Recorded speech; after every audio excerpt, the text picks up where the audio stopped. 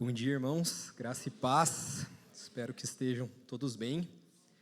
Hoje nós daremos sequência à nossa série de palavras a respeito da oração. Nós já estamos indo para a terceira palavra desse tema. Indico, caso você tenha perdeu alguma das ministrações, que vocês acompanhem também no YouTube, Spotify, porque é uma série, então a gente vai estar dando sequência a algo que já foi iniciado nas outras ministrações. Há 2 semanas atrás, nós fomos ministrados pelo pastor Juliano Marodi a respeito de desejarmos a oração. Na semana passada, o pastor Fábio nos ministrou sobre compreendermos a oração. E hoje nós falaremos sobre aprendermos a orar. E para isso nós utilizaremos da oração que Jesus não apenas fez, porque tem outras orações que Jesus faz nos evangelhos, mas a oração que Jesus indica para como nós orarmos. Então, é a oração modelo, que é a oração do Pai Nosso, que nós cantamos ela aqui hoje de forma musical, essa oração, e que é a oração mais conhecida de toda a cristandade. Então, o nosso objetivo hoje é aprendermos a orar através da oração de Jesus, a oração do Pai Nosso, e nós tentaremos compreender, aprender com Jesus como orarmos. A oração do Pai Nosso está em Mateus, no capítulo 6, versículos 5 ao 13. E quando vocês orarem, não sejam como os hipócritas. Eles gostam de ficar orando em pé nas sinagogas e nas esquinas, a fim de serem vistos pelos outros. Eu lhes asseguro que eles já receberam sua plena recompensa. Mas quando você orar, vá para o seu quarto, feche a porta e ore a seu pai que está no secreto. Então seu pai, que vê no secreto, o recompensará. E quando orarem, não fiquem sempre repetindo a mesma coisa, como fazem os pagãos. Eles pensam que por muito falarem serão ouvidos. Não sejam iguais a eles, porque o seu pai sabe do que vocês precisam, antes mesmo de o pedirem. Vocês orem assim: Pai nosso que estás nos céus, santificado seja o seu nome. Venha o teu reino, seja feita a tua vontade, assim na terra como no céu. Dá-nos hoje o nosso pão de cada dia. Perdoa as nossas dívidas, assim como perdoamos aos nossos devedores. E não nos deixe cair em tentação, mas livra-nos do mal, porque teu é o reino, o poder e a glória para sempre. Amém. Baixe sua cabeça, feche seus olhos, gostaria de orar. Deus, nós exaltamos o seu nome e reconhecemos que o Senhor é a pessoa mais importante no nosso meio. Agradecemos pela sua palavra, pela sua revelação e pelo seu doce Espírito que nos instrui. Pedimos para que o Senhor nos ajude, Deus, com o espírito de sabedoria e de revelação, que o Senhor cesse toda distração e que nós possamos aprender a orar para a glória do seu nome. Pedimos em nome do seu Filho Jesus. Amém. Então, aprendendo a orar. Para melhor compreendermos a oração do Pai Nosso, a intenção hoje é que nós façamos de uma maneira um pouco mais expositiva no texto, entendendo parte a parte do texto o que Jesus nos orienta e como isso pode nos ajudar na nossa própria vida de oração. E para melhor compreender a oração do Pai Nosso, nós precisamos entender um pouco a respeito do contexto dessa oração. Por isso, nós começaremos olhando um recorte maior e depois iremos parte a parte no texto. A oração do Pai Nosso está localizada no livro de Mateus. E nós vemos que vários textos nos evangelhos se repetem. Os evangelistas vão falar a respeito de situações parecidas, mas com ênfases diferentes. Mateus, originalmente, se direcionou ao público judeu. Então, ele vai falar muitas coisas que Marcos, que João, que Lucas também vão falar, mas com uma ênfase um pouco mais específica para o público judeu. E por isso, por ter essa intenção e ter esse público, Mateus busca apresentar Jesus como o Messias, em quem as profecias do Antigo Testamento se cumpriram. E ao enfatizar a divindade de Jesus como Messias, Mateus apresenta a sua realeza. E por que saber disso é tão importante? Porque nós não podemos separar o ensino de Jesus da sua pessoa e das suas reivindicações. Nós não podemos olhar Jesus e olhar aquilo que ele fala sem compreendermos quem ele é. Se nós fizermos isso, nós podemos cair no equívoco de considerar Jesus apenas um mestre de moral e bons costumes, ou como um líder político.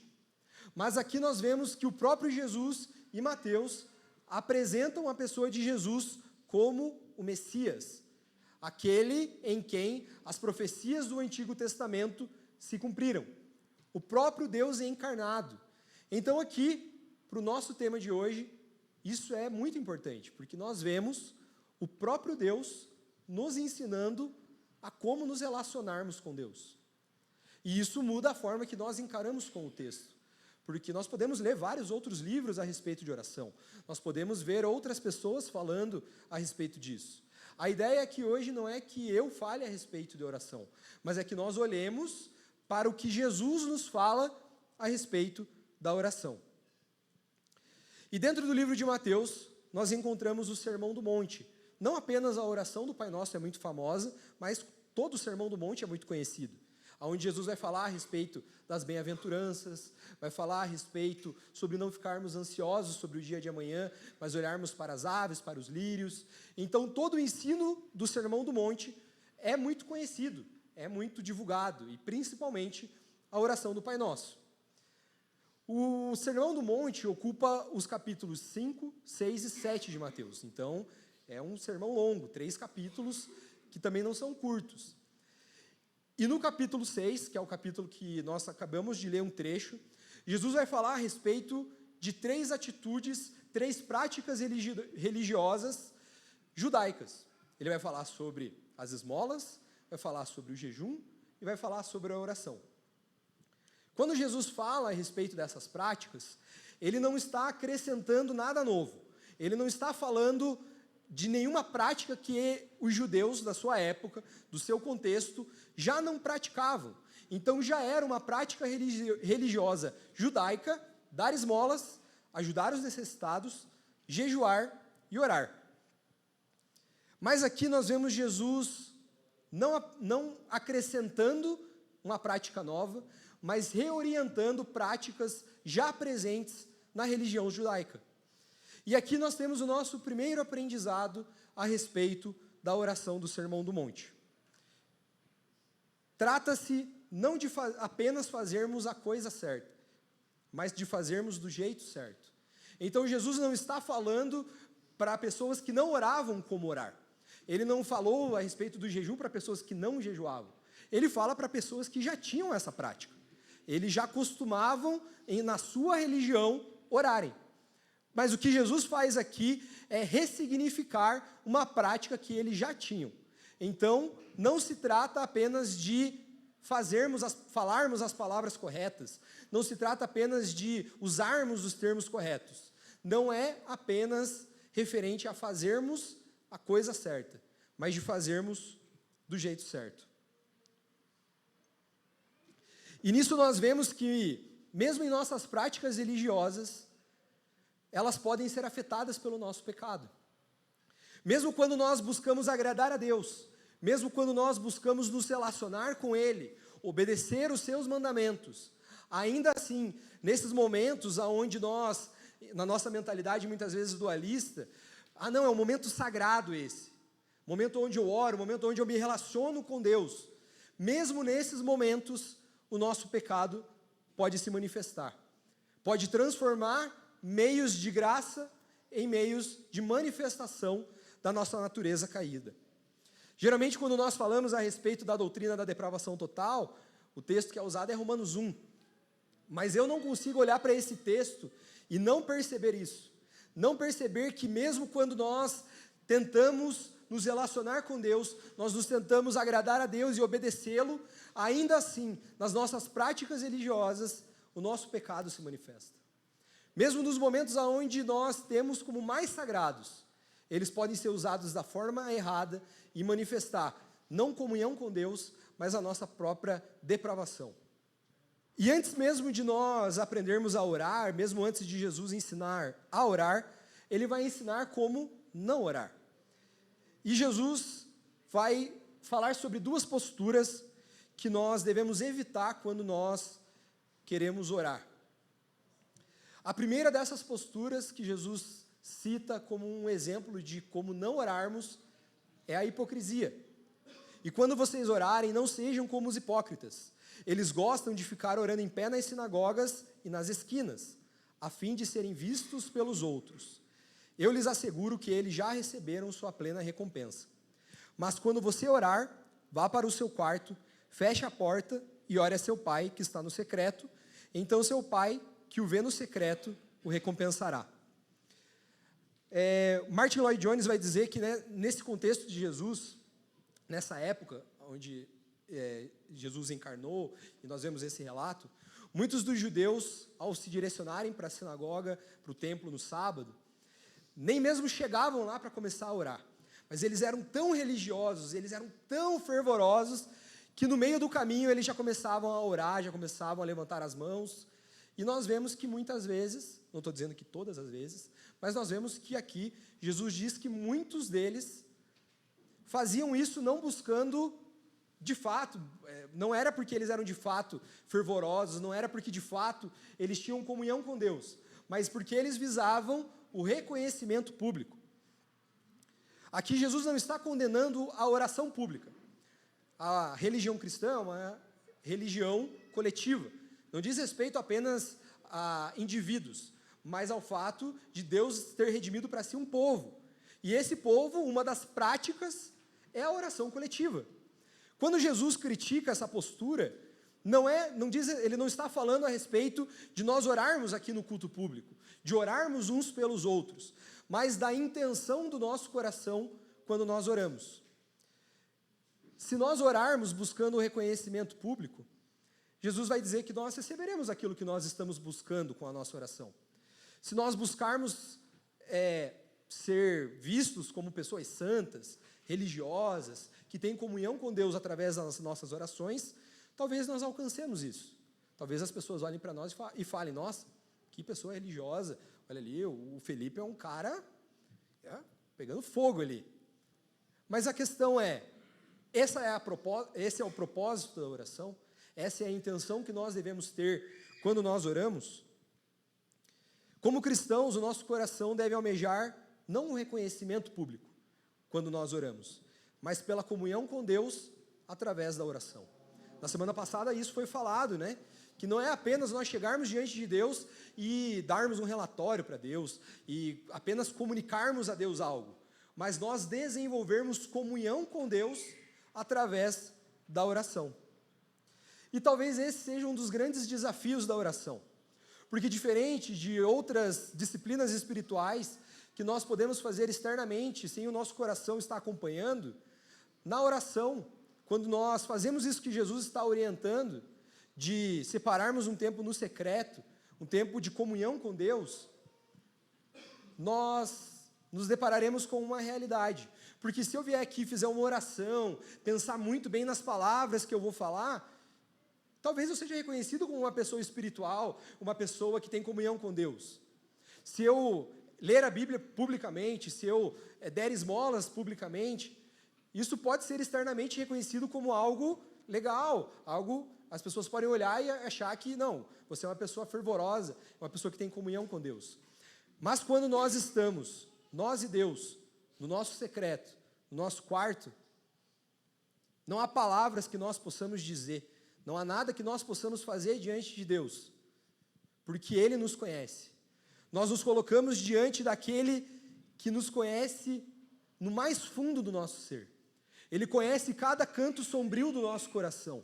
Coisas que talvez você nunca tenha coragem de falar para ninguém. Você nunca tenha falado para o seu marido, para a sua esposa. Coisas que você guarda só para você. Você está diante daquele que sabe dos seus pensamentos. Você está diante daquele que sabe dos seus pecados. Mesmo aqueles que não vêm a público. E isso pode nos paralisar. Isso pode nos congelar diante de Deus. Porque quando nós nos apresentamos diante dele, nós estamos nus. E quando nós nos deparamos com a nossa própria realidade, com o nosso próprio pecado, nos faltam palavras para se dirigir diante de Deus. Nós nos apresentamos diante dele, aquele que nos conhece, que conhece cada canto do nosso coração, e sabemos que não existem palavras que possamos proferir que nos façam nos achegar a ele. Não existe nada que nós possamos falar para apaziguar a sua ira contra o nosso pecado. Não há nada que nós possamos falar que vai agradá-lo, porque o nosso pecado o entristece.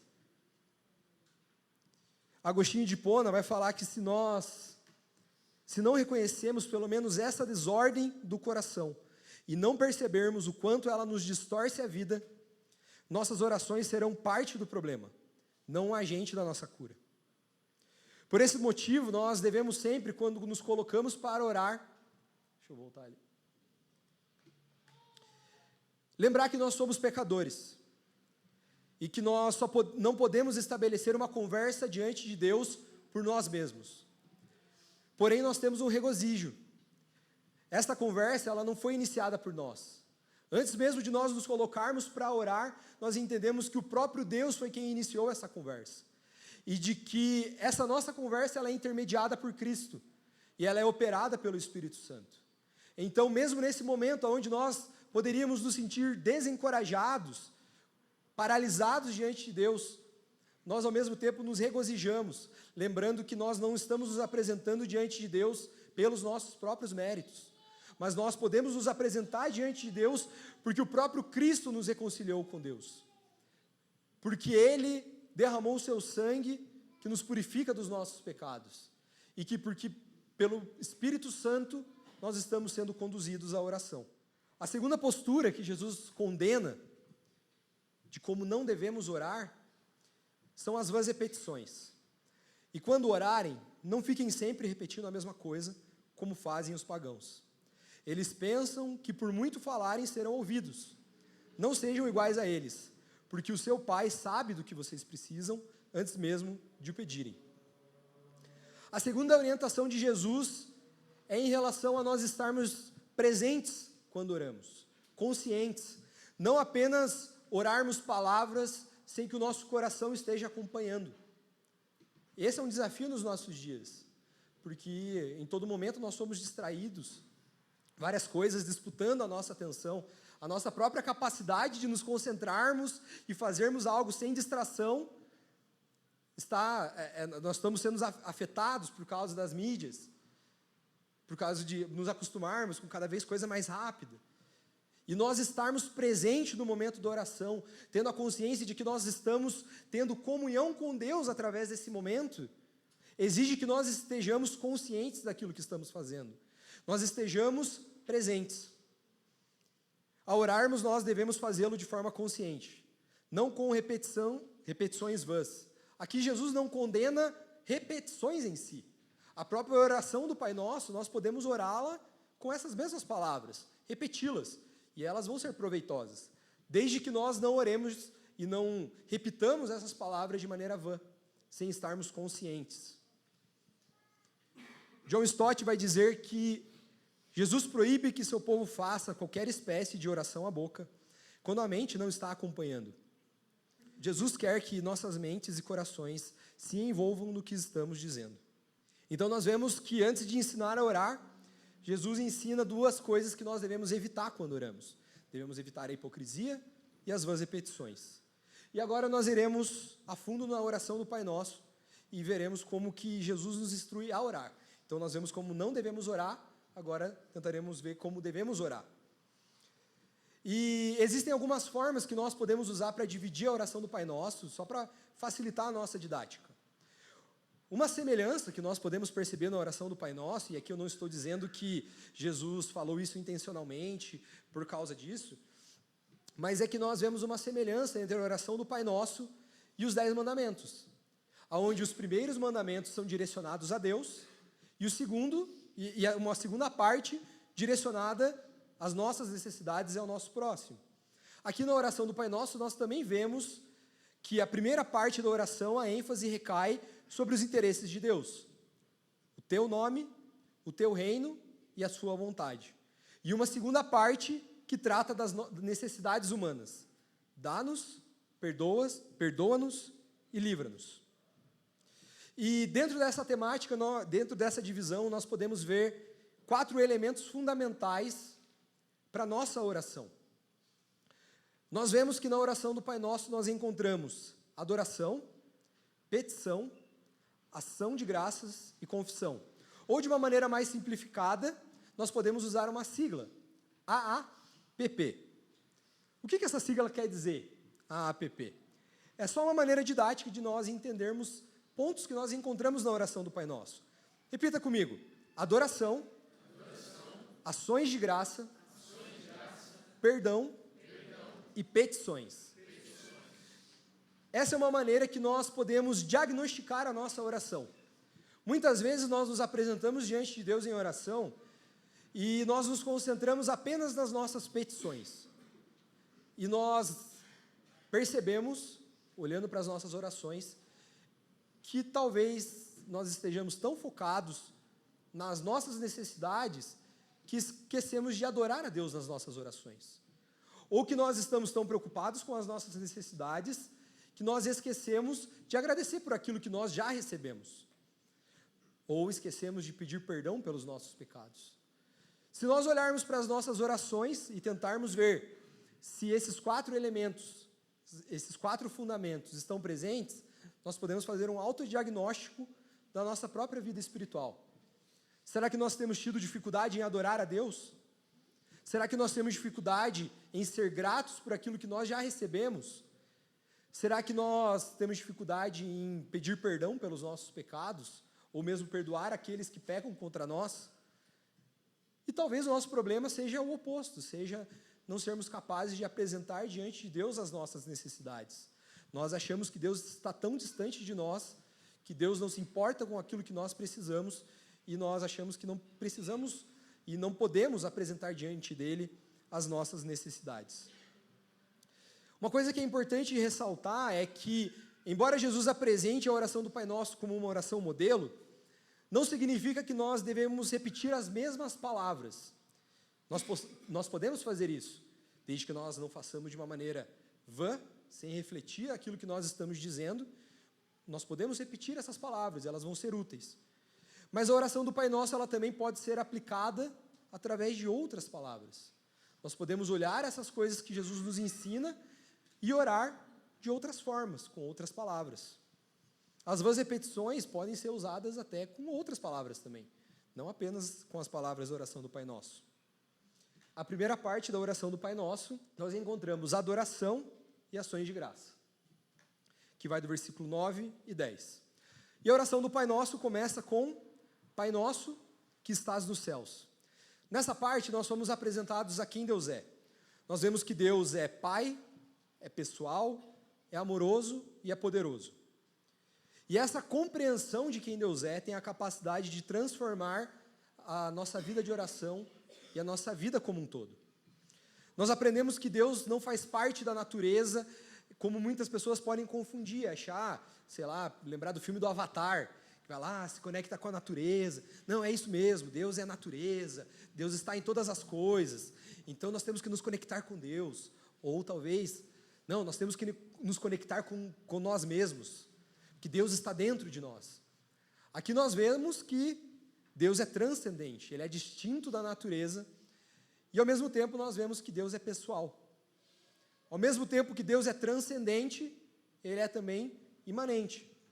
Ao mesmo tempo que Deus não é mais uma pessoa como nós, não é a natureza, um ser que está em tudo, em todos ali, e não se distingue da natureza, ao mesmo tempo Ele não está distante de nós, Ele não está alheio às nossas necessidades, mas Ele se relaciona conosco. Nós aprendemos que quando nós entendemos quem Deus é, os seus interesses passam a preceder aos nossos. Calvino vai falar que quando nós chamamos Deus de Pai, nós oramos em nome de Jesus. Lutero acreditava que essa primeira cláusula nos relembra da nossa condição em Cristo. Antes mesmo de orarmos, ele afirma que devemos começar pedindo a Deus para infundir em nosso coração a confiança reconfortante em seu amor paternal. Então, mesmo nesse comecinho, num trecho curto que nós lemos até agora, nós já aprendemos que Deus é Pai, é pessoal, Ele é amoroso, ele é transcendente, mas também é imanente. E quando nós oramos a Deus Pai, nós oramos por intermédio de Cristo. E que ao orarmos ao Pai, nós devemos pedir para que Ele nos preencha com seu amor paternal. A oração continua. Santificado seja o seu nome. O nome de Deus diz respeito a quem Deus é. Ao longo de todo o Antigo Testamento, nós vamos vendo Deus se manifestando através dos seus atos poderosos, e nesses atos ele se apresenta com nomes, às vezes distintos, que falam a respeito sobre aspectos do seu caráter. E sendo o nome de Deus quem Deus é, e Deus sendo santo, o nome de Deus já é santo. Quando nós oramos para que o nome de Deus seja santificado, nós não estamos atribuindo a Deus algo que já não lhe pertença. Nós não estamos dizendo que Ele é algo que Ele já não seja. Mas orar para que o nome de Deus seja santificado, nós estamos pedindo para que, e desejando, que através da nossa vida, através da igreja, através do mundo, o nome de Deus receba a honra que lhe são devidas. Todos os cristãos batizados, eles carregam o nome de Deus. Se você é batizado, você carrega o nome de Deus. E como portadores desse nome, nós representamos um Deus santo e bom. Quando nós oramos para que o nome de Deus seja santificado, nós estamos pedindo para que Deus nos impeça de desonrar o nome pelo qual somos chamados.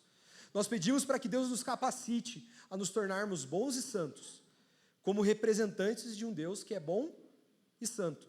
Venha o teu reino. O reino de Deus é seu governo real, inaugurado em Jesus Cristo e que será plenamente estabelecido em seu retorno. Assim como o nome de Deus já é santo, ele também já é rei. Amém? Mas quando nós oramos para que o reino de Deus venha, nós estamos desejando o crescimento do reino de Deus através do testemunho da igreja. Nós pedimos para que o reino de Deus se expanda à medida que as pessoas se submetem a Jesus através do testemunho da igreja. E isso também envolve nós desejarmos o seu retorno, nós clamarmos pela sua volta, que estabelecerá plenamente o seu domínio. Seja feita a sua vontade. Ao orarmos para que a vontade de Deus seja feita, nós estamos pedindo por um coração submisso, sujeito e obediente à sua vontade. E a menos que nós tenhamos passado esse processo ali desde o começo da oração, compreendendo quem Deus é, nós não seremos capazes de pedir que a sua vontade seja feita. A menos que nós entendamos que Deus é santo, que Deus é bom, que Ele é nosso Pai, nós não seremos capazes de pedir que a sua vontade seja feita. Somente quando nós entendemos isso, que Deus é nosso Pai, que Ele é bom, que Ele é santo, que Ele é justo, nós podemos pedir pela sua vontade sendo feita na nossa vida. E apenas quando nós entendemos isso é que nós podemos orar, pedir isso e descansar em Deus. Sujeitarmos as nossas vontades a Deus, ela envolve muita coisa. Não é algo fácil de se fazer. Envolve nós submetermos os nossos sentimentos, confiarmos plenamente nele. Não ficarmos desanimados, amargurados ou entristecidos quando as coisas fogem da nossa vontade, do nosso controle. Gente, isso aqui não é algo fácil. Não é algo simples. É um exercício constante que nós temos que ter na nossa vida. Eu usei esse exemplo no primeiro culto. Há umas semanas atrás, a minha mãe passou por uma operação, fez a remoção de um tumor, e minha mãe é cristã, sei lá, uns 30 anos, eu acho. E a cirurgia dela era numa sexta-feira, e na segunda meu pai já me mandou uma mensagem e falou: liga para tua mãe, que ela já não dormiu essa noite. Ela já está ansiosa, está preocupada, e ela liga para ela, conversa com ela, e conversando com ela, ela falou: eu sei que eu não preciso estar ansiosa. Eu sei que a minha vida está segura em Deus, mas eu estou ansiosa. E a nossa conversa foi nesse sentido. Como esse é um exercício que nós devemos fazer. Não é algo que nós vamos sair daqui, talvez nós saiamos encorajados daqui e motivados, e amanhã a nossa oração seja vigorosa. Não, Deus, seja feita a sua vontade. Mas as dificuldades vêm, as coisas fogem do nosso controle, nós ficamos ansiosos, nós ficamos inseguros. E é nesses momentos onde nós devemos exercitar essa prática da oração, de confiarmos na vontade de Deus, relembrarmos quem Ele é, e mesmo nos momentos onde nós ficamos ansiosos, pedirmos: Deus, seja feita a sua vontade, me ajude a confiar na sua vontade. Então, isso não é algo simples, não é algo que acontece num passe de mágica, mas é algo que nós devemos crescer e desenvolver, é algo que nós devemos exercitar. E o exercício disso é através das situações que fogem do nosso controle. É nos momentos onde nós ficamos ansiosos, é nos momentos onde nós temos dificuldade de confiar em Deus. E ao sermos apresentados essa primeira parte da oração do Pai Nosso, de adoração e ações de graça, nós nos deparamos com algo que, se enraizado no nosso coração, pode transformar as nossas vidas. Nós vivemos uma sociedade autocentrada. Nós, costumeiramente, somos egoístas. Nós nos preocupamos com o nosso nome, com a nossa vontade e com o nosso próprio império. Nessa parte da oração, nós vemos que, ao contrário, a nossa oração deve estar primariamente centrada em Deus. Nós devemos nos preocupar com o seu nome, com a sua vontade e com o seu reino. E isso pode mudar a nossa vida. Então nós vemos aqui esse contraponto nessa primeira parte, de que ao invés de nós, quando orarmos, pedirmos pelo nosso próprio nome, pelas nossas próprias vontades e pelo nosso próprio império, nós devemos pensar e nos preocuparmos com o nome de Deus, com a sua vontade e com o seu reino. Amém?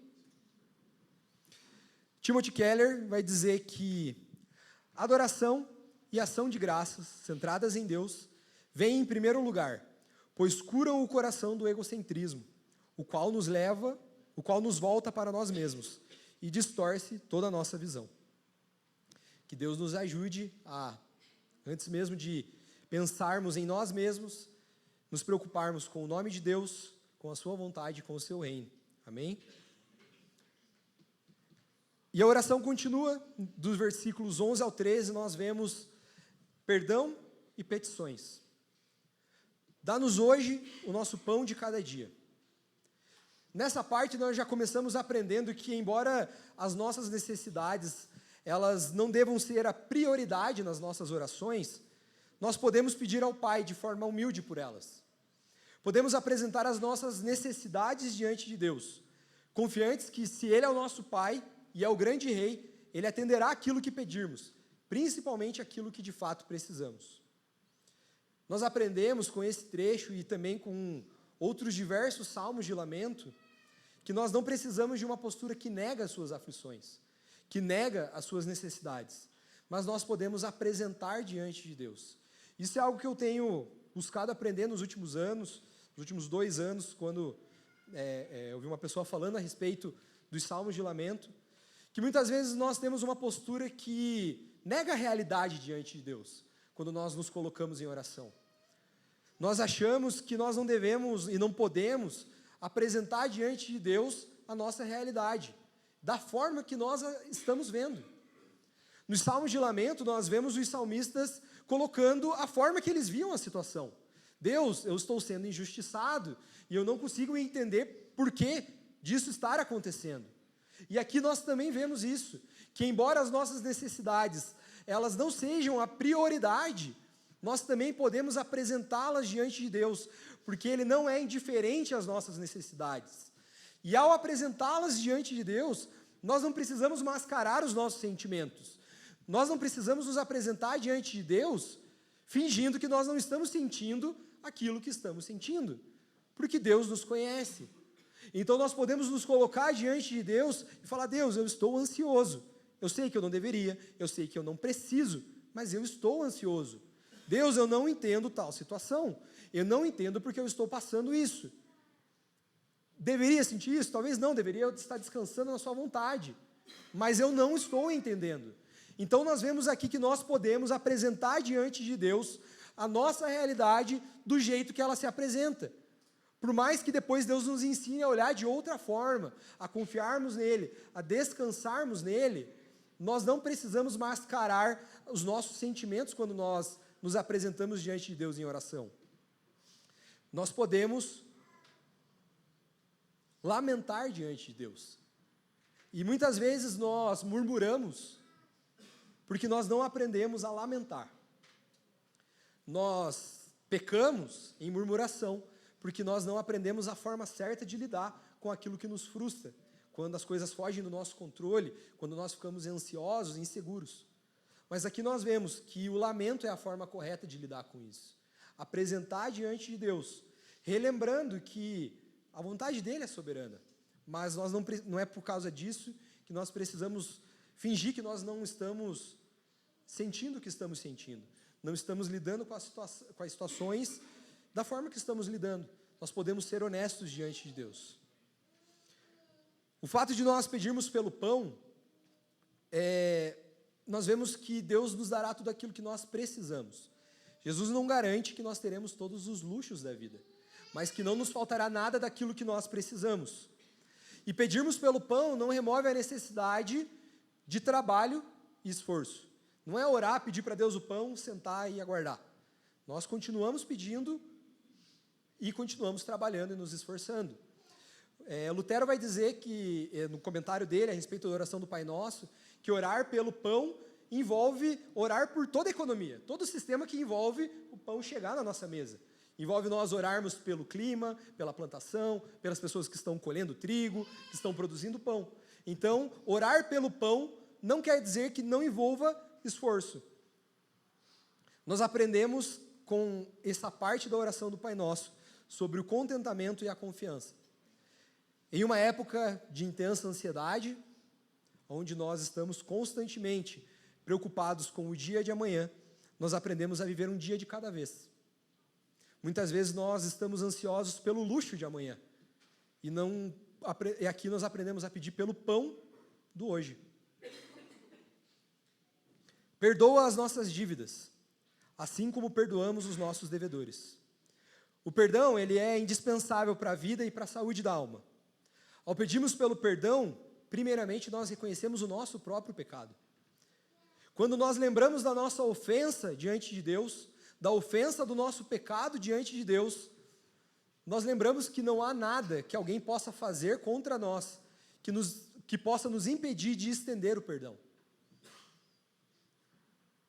Antes mesmo de pensarmos nos nossos próprios interesses, nas ofensas que nós sofremos, nós lembramos que nós fomos perdoados e que é nossa obrigação, a partir do momento que fomos perdoados, perdoar. Nós não assumimos uma postura legalista aqui, que pode sugerir que a medida do nosso perdão será de acordo com a medida que nós perdoamos. Pelo contrário, nós vemos aqui que aqueles que foram perdoados e que têm a consciência da sua ofensa contra Deus, do preço que foi pago pelo perdão dos seus pecados, nada que possa ser feito contra nós, pode ser tão grande quanto a nossa ofensa diante de Deus. E se Deus nos perdoou, pagou esse alto preço, quem somos nós para não estender perdão àqueles que nos ofendem? O perdão divino é ofertado para aqueles que se arrependem. E o que nós vemos aqui, na realidade, é uma das principais evidências do arrependimento. Um espírito perdoador. Então, por termos consciência de termos sido perdoados e do tamanho da nossa ofensa contra Deus, nós entendemos que nós não podemos não perdoar aqueles que nos ofendem. E não nos deixes cair em tentação, mas livra-nos do mal, porque teu é o reino, o poder e a glória para sempre. Amém. Nesse trecho, nós aprendemos que, embora o nosso perdão seja algo concreto, a luta contra o mal ela é frequente. Ao mesmo tempo, nós somos apresentados àquele que pode nos livrar de todo o mal.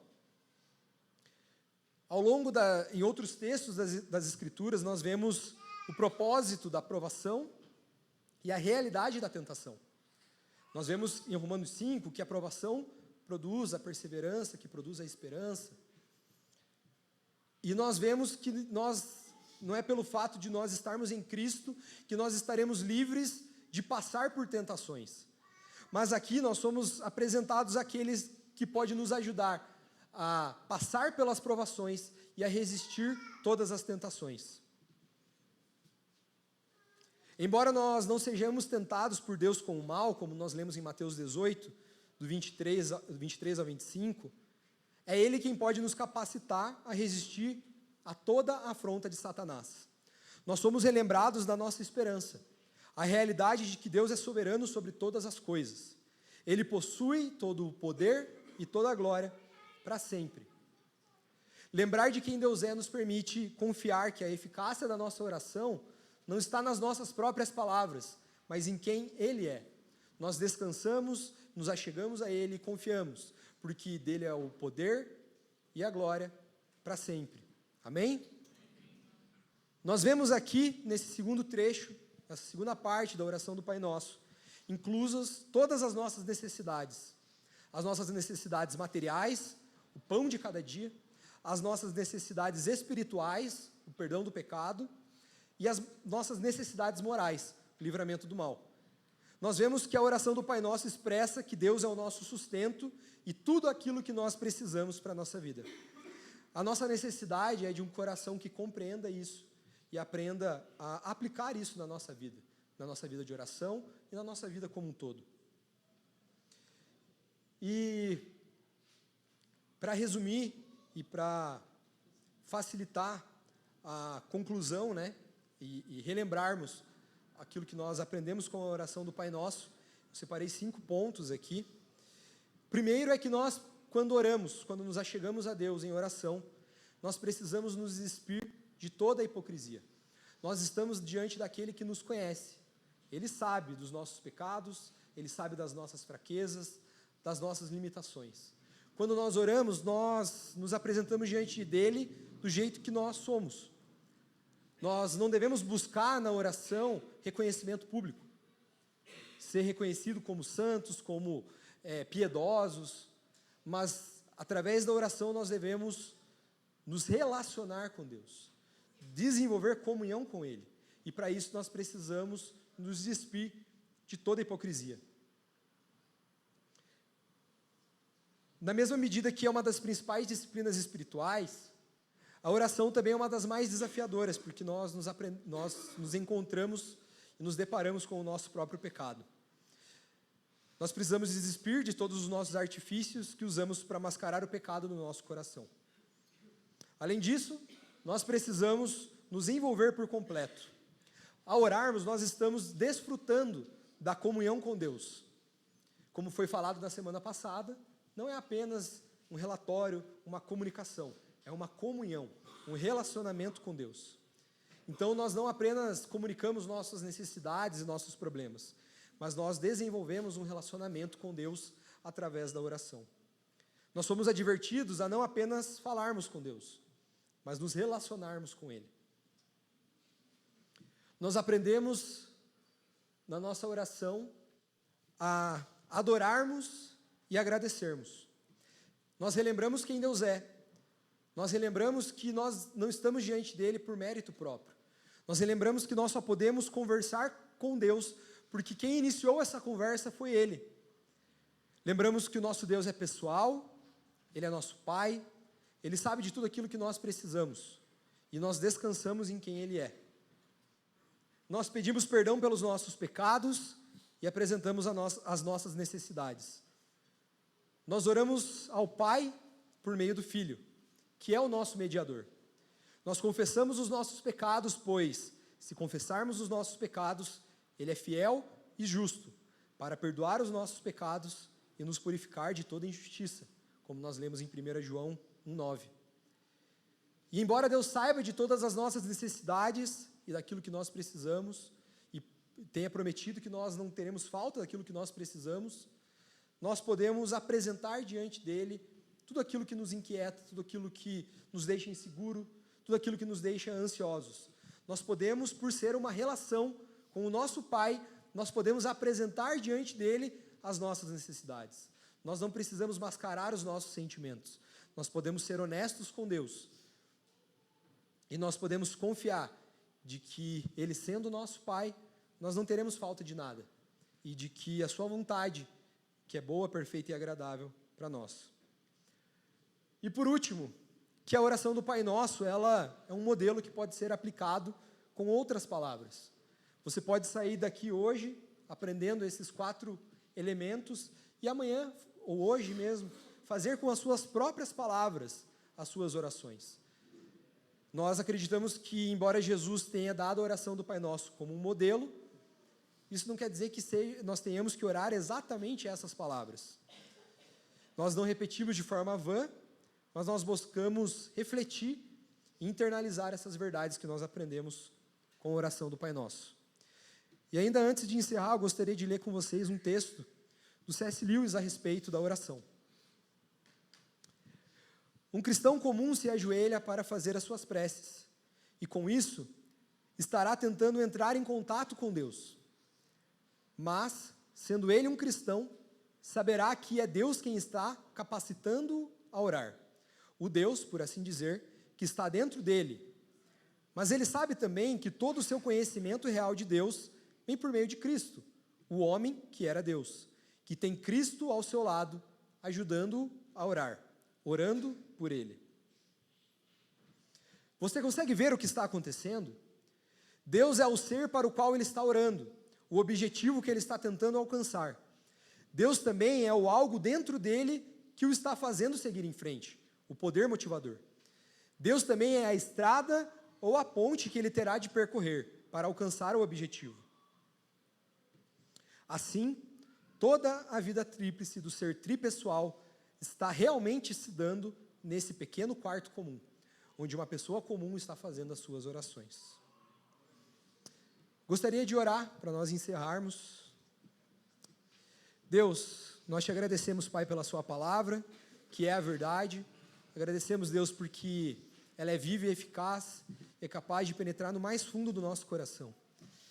Nós pedimos, Deus, para que o Senhor nos ajude pelo seu Espírito Santo a internalizar essas verdades que nós lemos aqui hoje a respeito da forma que o Senhor nos ensina a orar. Nos dê, Deus, um coração que deseja a oração e nos capacita a orarmos para a glória do seu nome, Deus. É isso que nós te pedimos em nome do seu Filho Jesus. Amém.